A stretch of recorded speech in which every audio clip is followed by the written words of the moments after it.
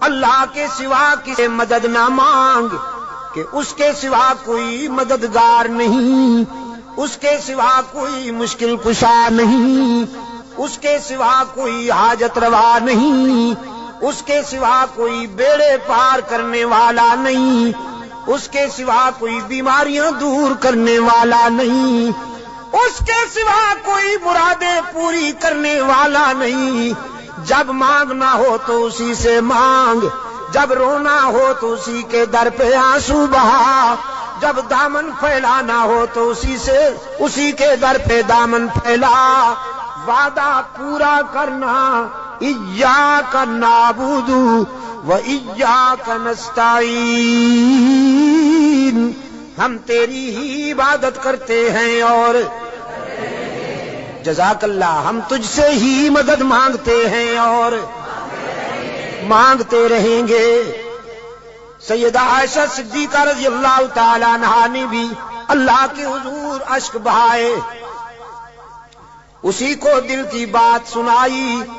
الہ العالمین منافقین نے میرے خلاف جھوٹے الزامات عائد کیے ہیں، میری کردار کشی کی مہم چلا رکھی ہے۔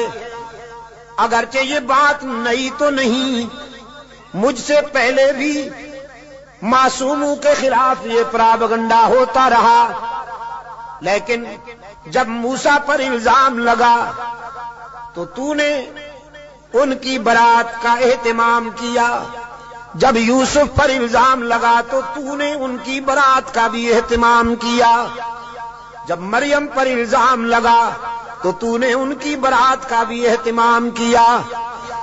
میرے معبود، آج تیرے محبوب کی عائشہ اشک بار آئی ہے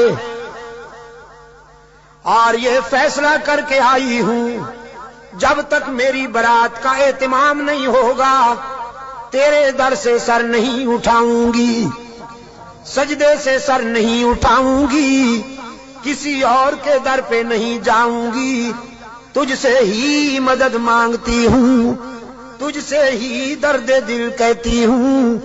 رو رہی ہے سیدہ عائشہ صدیقہ رضی اللہ تعالی عنہا، کس کے آگے؟ اسی کے آگے رویا کرو، اسی کے آگے اشک بہایا کرو، اسی کے حضور دامن پھیلایا کرو، ساری امیدیں اسی سے وابستہ کیا کرو کہ اس کے سوا دامن بھرنے والا کوئی نہیں، دامن خالی کرنے والے بہت، بھرنے والا کون؟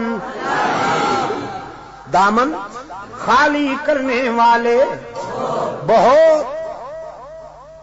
بیٹھے ہوئے ہیں فنکار، جھنڈیاں لہرا رہی ہیں، زلفیں جا رہی ہیں، چادریں اوڑھی ہوئی، قبریں سجائی ہوئی، جھنڈیاں لہرائی ہوئی، چادر اوڑھے ہوئے بیٹھے ہیں،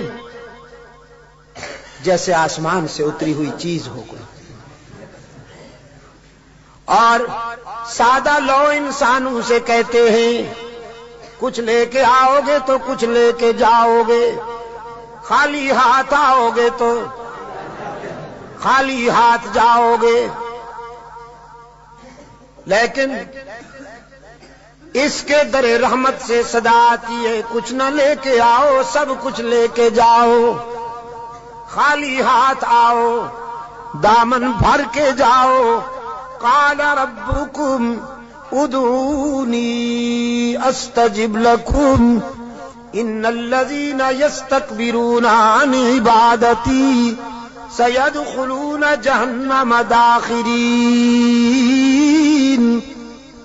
دنیا والوں سے مانگا جائے تو ناراض ہوتے ہیں، نہ مانگا جائے تو خوش ہوتے ہیں، لیکن یہ داتا وہ ہے کہ یہ مانگنے والوں سے خوش ہوتا ہے، نہ مانگنے والوں سے ناراض ہوتا ہے۔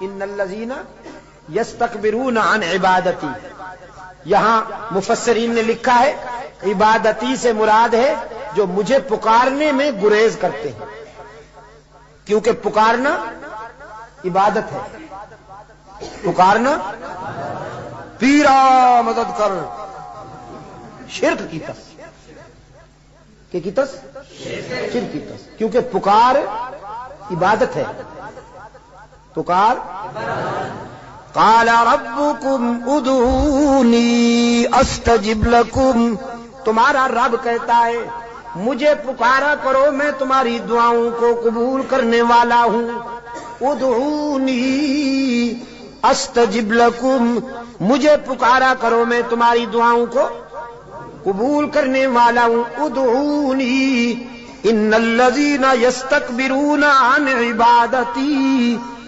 یقیناً وہ لوگ جو مجھے پکارنے میں گریز کرتے ہیں، مجھ سے مانگنے میں گریز کرتے ہیں، سیدخلون جہنم داخرین، ذلیل ہو کر منہ کے بل گھسیٹ کر جہنم میں ڈالا جائے گا انہیں۔ تو کسے پکارا جائے مشکلات میں؟ قادر کو یا عبد القادر کو؟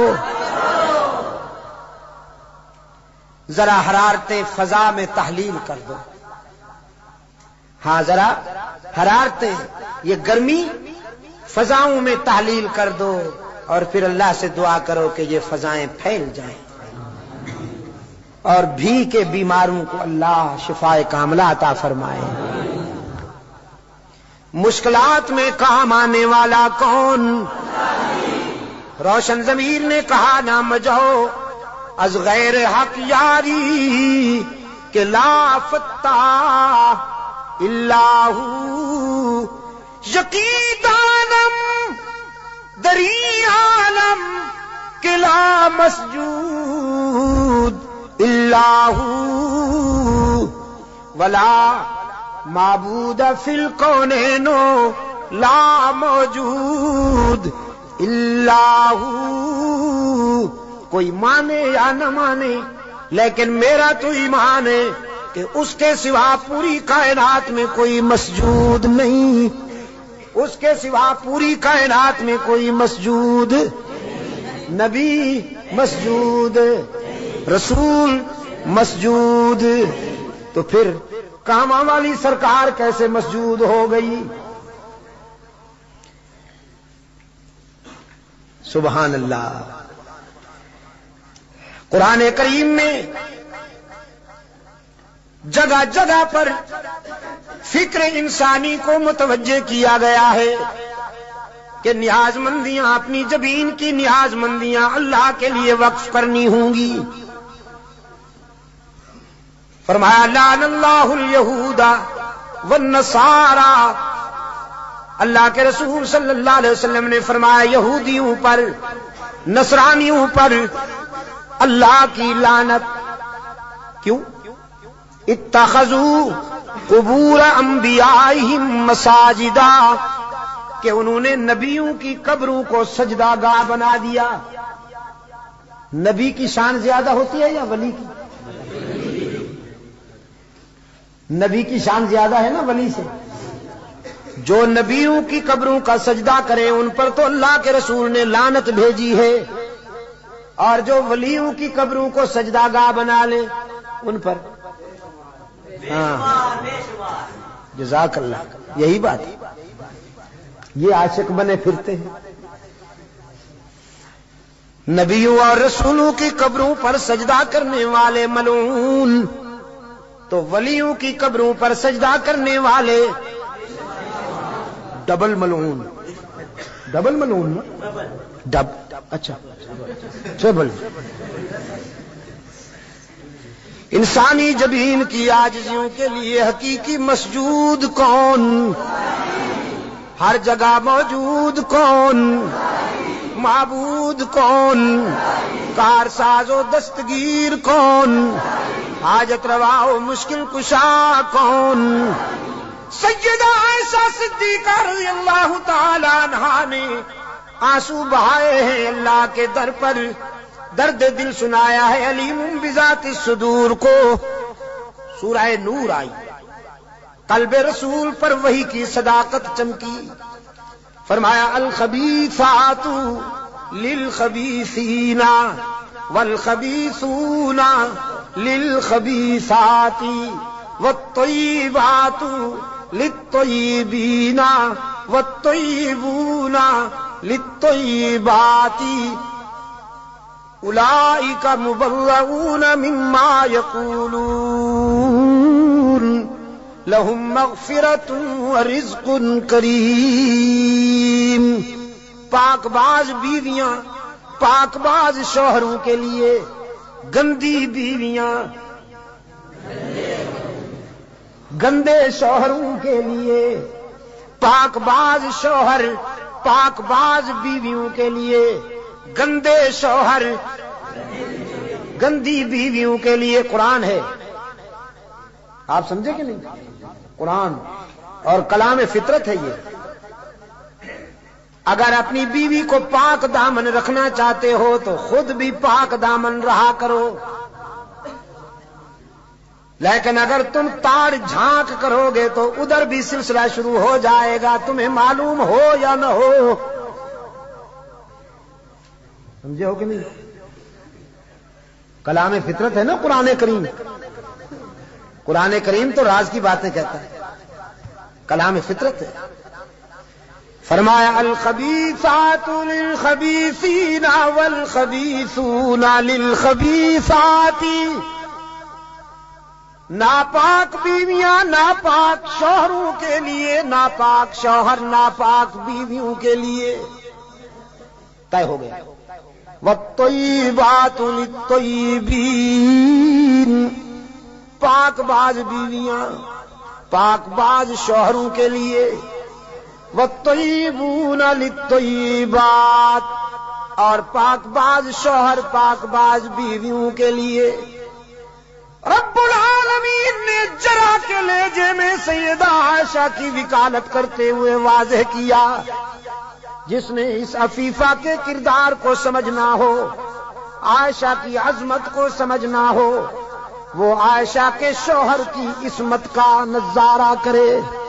جس کا شوہر محمد معصوم، وہ بیوی کیسے نہ محفوظ۔ محمد معصوم ہے، عائشہ محفوظ ہے۔ جرا کے انداز میں رب العالمین نے برات کی، اولئک مبرؤون مما یقولون۔ میں اعلان کرتا ہوں کہ پیغمبر کی آبرو بے داغ ہے، نبی کی آبرو کا دامن پاک ہے۔ آپ میرے لیے اور میں آپ کے لیے اللہ کے حضور التجا کر دیں کہ اللہ دنیا اور آخرت کی کامیابیوں سے ہم کنار فرمائے۔